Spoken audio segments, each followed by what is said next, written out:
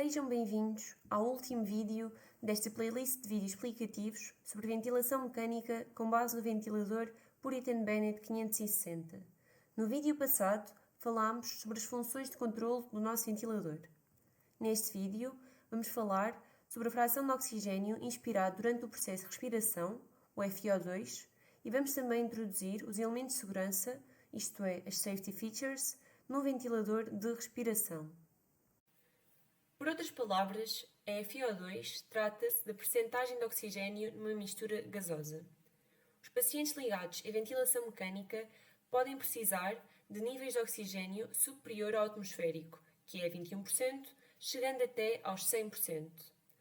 Uma maneira de determinar se os pulmões estão a receber as quantidades adequadas de oxigênio é determinar o índice de Horowitz, que consiste no quociente entre a pressão parcial de oxigênio no sangue, em milímetros de mercúrio, e a fração de oxigênio inspirado.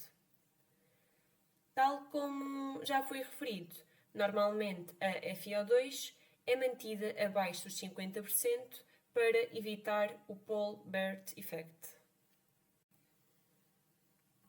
No manual de serviço do nosso ventilador, a Medtronic forneceu informações para a FiO2 apresentadas nesta tabela. Quando o ventilador é inicializado, a opção FiO2 encontra-se em modo padrão e está desligada. Quando ligada, ou seja, quando é colocado um sensor de FiO2, é necessário proceder-se a uma calibração com base nos valores do oxigênio atmosférico. Esta calibração deve ser feita cada vez que o sensor é removido, e mesmo quando não é removido, uma recalibração regular é fundamental. Os valores mínimos de FiO2 variam entre os 18% e os 90% e os máximos entre os 30% a 100%, e apresenta uma resolução lida no monitor de 1%. A entrada de oxigênio para o ventilador ocorre através da entrada representada pelo número 36. Nesta figura, temos representada a parte de trás do nosso ventilador, onde se encontra a entrada para o O2. Para o nível de oxigênio que entra no nosso sistema, corresponder aos valores selecionados pelo utilizador, é necessário a existência de uma válvula solenoide com 2 portos que regula essas quantidades de oxigênio, representada pelo número 37. Nesta figura temos representado o interior do nosso ventilador e aqui ao fundo conseguimos identificar a válvula solenoide de O2. Esta válvula tem 2 portos, um deles é ligado à entrada para o O2 e o outro é conectado à turbina. Estes cabos cinzento e vermelho estão ligados ao processador que emite os comandos para a válvula com base nos dados inseridos pelo utilizador. Nesta figura temos representada a parte da frente do ventilador e é através desta entrada, designada porto da FiO2, que se liga um cabo que vai dar ao sensor da FiO2 conectado ao tubo de inspiração, permitindo determinar o valor correto de oxigênio fornecido ao paciente. Continuamos agora com as safety features do ventilador.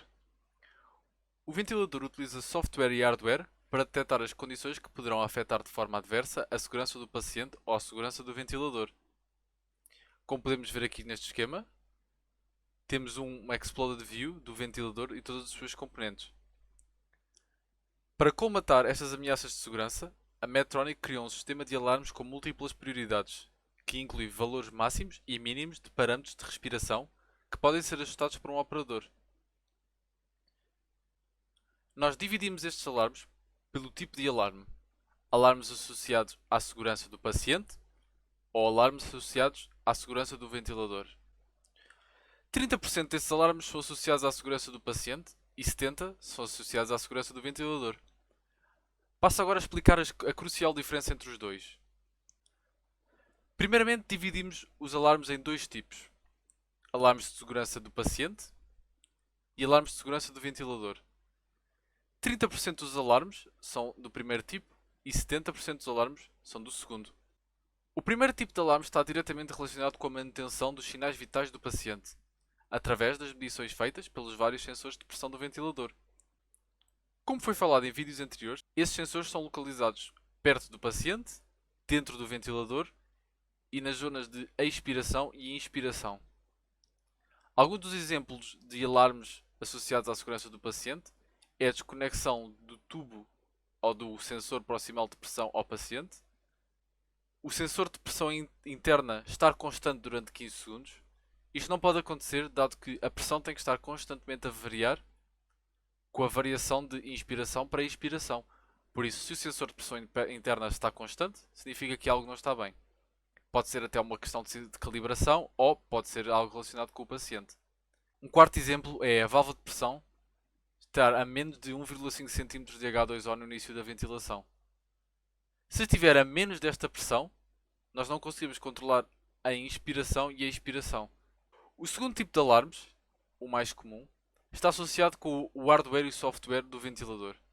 Estes estão em menor quantidade porque, ao contrário dos alarmes do paciente que só têm que monitorizar a pressão, estes monitorizam muito mais variáveis, como por exemplo a bateria, a temperatura ou até a transferência de dados para um disco externo ou para outro servidor. Por exemplo, uma falha na bateria interna, uma temperatura interna demasiado alta. Quando alteramos a versão do software, pode haver uma incompatibilidade. A perda de memória dos parâmetros ou depois da instalação de novo software é uma delas, também é possível. Ou quando estamos a transferir dados para uma pen, por exemplo, ou até para um disco externo, pode haver incompatibilidade nos ficheiros e isso gera também um erro. A título de exemplo, mostramos agora alguns dos alarmes associados a este ventilador. Estes alarmes não têm nenhuma ordem específica, nem foram escolhidos por alguma razão, simplesmente servem para mostrar a hierarquia de prioridades que a Medtronic estabeleceu nos seus alarmes. Os vários alarmes integrados, que não são ajustáveis, conseguem detectar e anunciar, através de avisos sonoros, se o paciente se encontra numa situação insegura ou se o ventilador tiver algum tipo de potencial funcionamento defeituoso. Como podemos ver, por exemplo, este alarme específico, falha no circuito de exaustão. O que acontece especificamente é o volume corrente expirado é menor 40% que o volume corrente inspirado. Isto é de prioridade alta, porque isto significa que se o paciente está a expirar menos do que está a inspirar, há alguma falha no circuito e pode até haver algum leak. Começo-vos agora por mostrar algumas das componentes essenciais a partir do SolidWorks para o funcionamento dos alarmes. Algumas das componentes essenciais são os buzzers, que se encontram na parte da frente do ventilador. Como podemos ver aqui, existem dois buzzers. Este segundo buzzer é a substituição do primeiro e está associado à parte da frente do ventilador. Se retirarmos a Plastic Housing Parts, conseguimos ver aqui estes dois buzzers. Outros componentes muito importantes deste ventilador é a Cooling Fan, que está associada a bastantes alarmes e questões de segurança do ventilador.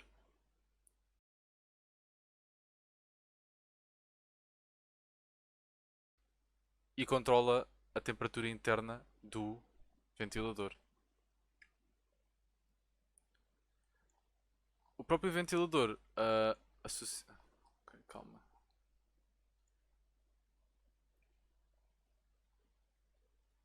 O próprio ventilador, associado à própria Plastic Housing Parts, tem zonas que permitem a ventilação.